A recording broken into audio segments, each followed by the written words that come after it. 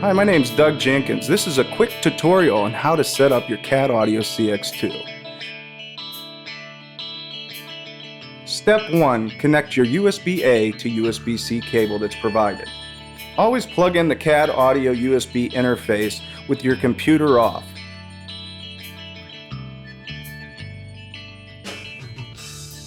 Now we're going to verify the drivers.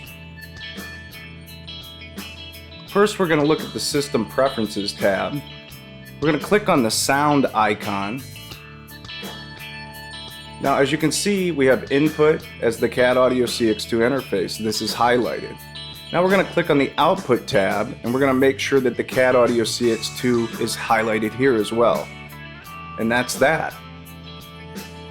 Another way you can do this is you can go to Finder, Applications.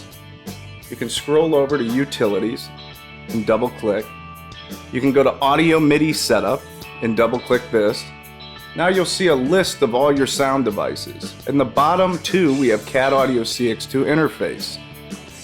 To make this your default, you're going to right click on it. As you can see, it says use this device for sound output. We're going to click that. Now the CAD Audio CX2 is our main sound device.